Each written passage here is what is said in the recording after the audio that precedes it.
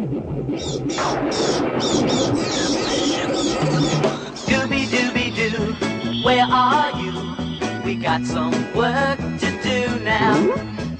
Scooby-Dooby-Doo, where are you? We need some help from you now. Come on, Scooby-Doo, I see you, pretending you got a sliver. You're not fooling me, 'cause I can see the way you shake and shiver. You know we got a mystery to solve, so Scooby-Doo, be ready for your act. Don't hold back, and Scooby-Doo, if you come through, you're gonna have yourself a Scooby snack. Scooby-Dooby-Doo, here are you. You're ready and you're willing. If we can count on you, Scooby-Doo, I know we'll catch that feeling.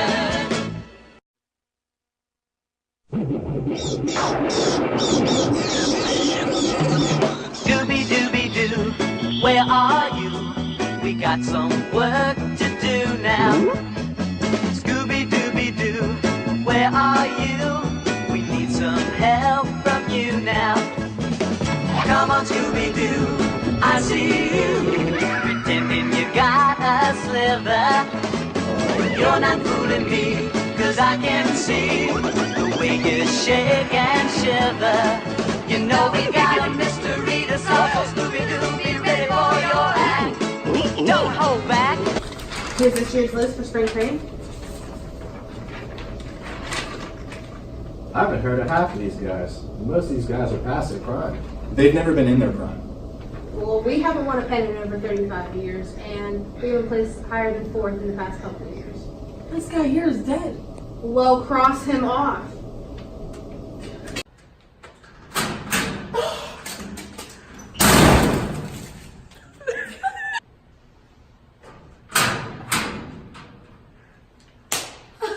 You promised us new equipment. You guys still suck. Why am I getting new equipment?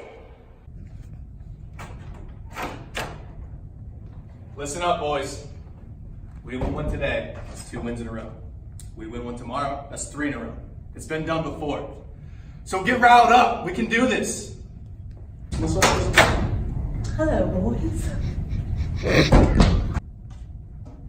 Don't let her get you down, boys. She wants to move the team to Miami. She's been tampering with gear, transportation. We gotta take a fucking bus.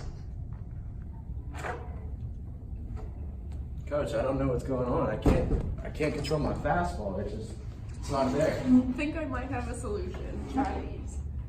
Glasses? What? Wow, I can actually see. Yeah. Wow. And they look good too. You think? Yes. All right, cool. Thanks, Coach. My pleasure. What's wrong, Ricky? I mean, what isn't wrong? You saw the game that I pitched out there. You know, I don't think you did that bad, man. I think you're beating yourself up too much over it. I think you played a really exceptional game, and everybody has their games, right? Yeah, but I mean, the team didn't win. It's about winning. I mean, we're trying to prove people wrong, and my performance is just not cutting it. I mean, absolutely, winning is important, man, but you can't win them all, right? We always come back stronger than what we've fallen before. And think about this. Before you got your glasses, how bad you were. Now you got your glasses. Look, you're pitching amazingly. You are probably one of the top pitchers in the league, and you have so much talent. You have so much. You're just going to be such a great pitcher, man. You're pitching 95 right now. In a little bit of time and some training, you can be amazing. Yeah, I hate letting the team down like that. It's rough on me, but I guess I'll just keep working and we'll make it happen. For sure, we can do this. Thanks, Jake. Appreciate it. I can't believe they won again. You seem to be doing pretty well. They're third in the division. I want to Miami.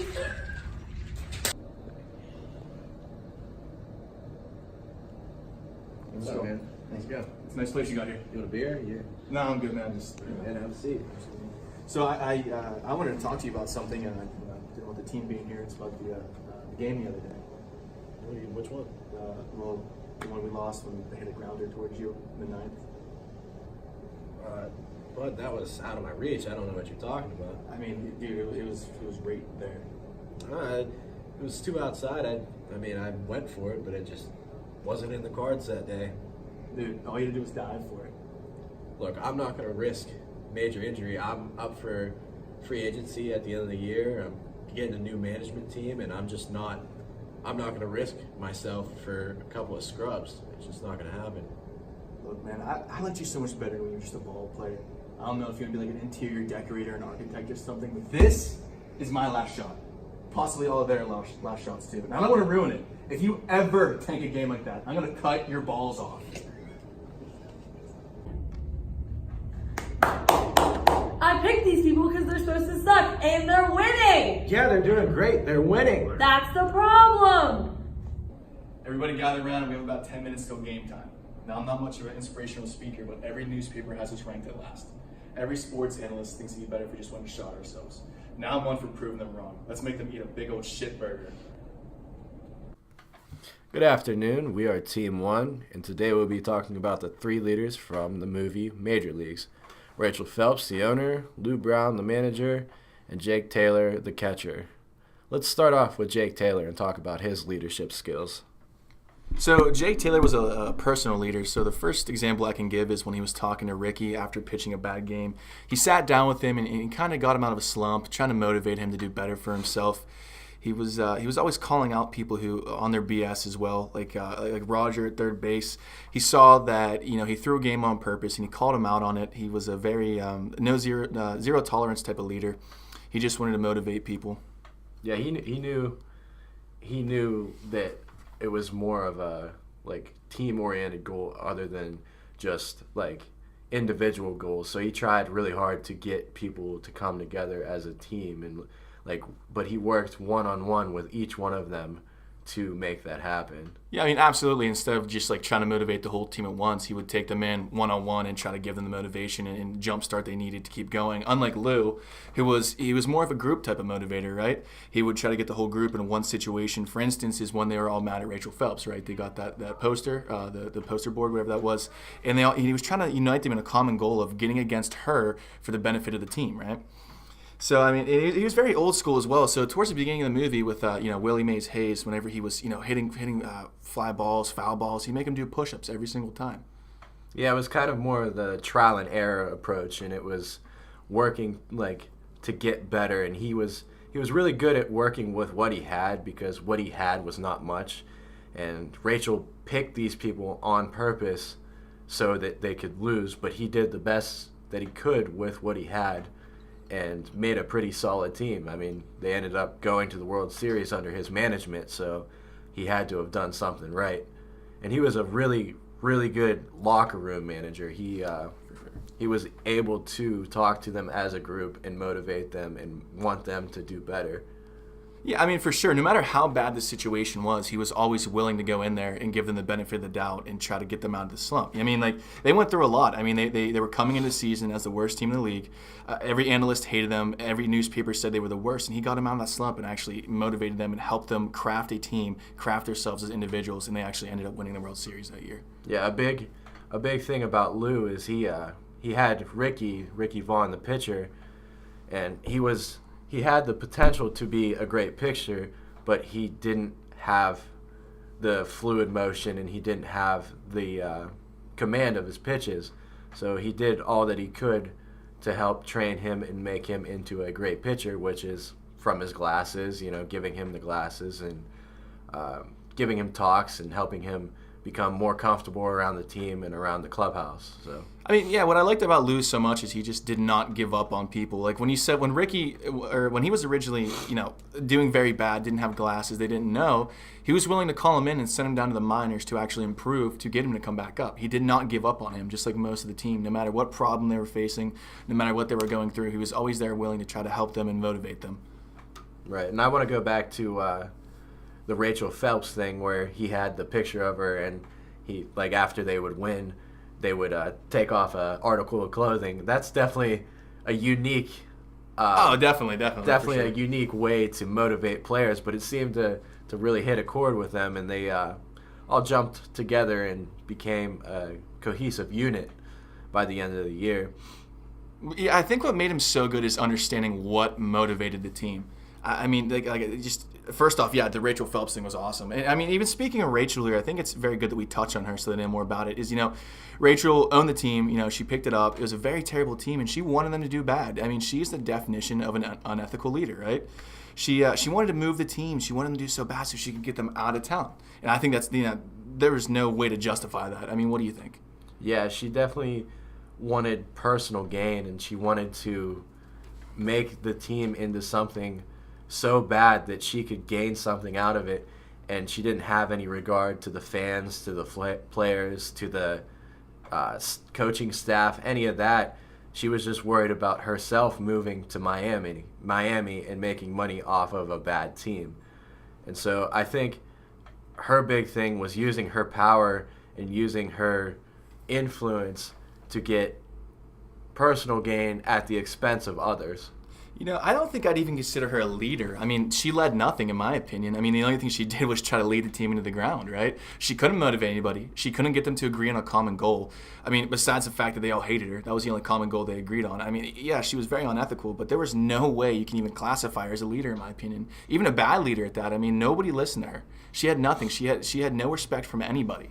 Right. She constantly was trying to make situations worse for the team, like the transportation. They had a plane, they moved to a crappy plane, then they moved to a crappy bus that broke down and didn't have the air conditioning or anything like that. In the clubhouse, they didn't have hot water, things of that nature. It was more of just trying to get people down and out instead of motivating them or having them listen to you. They didn't really respond to her type of leadership. Yeah, I mean, for sure.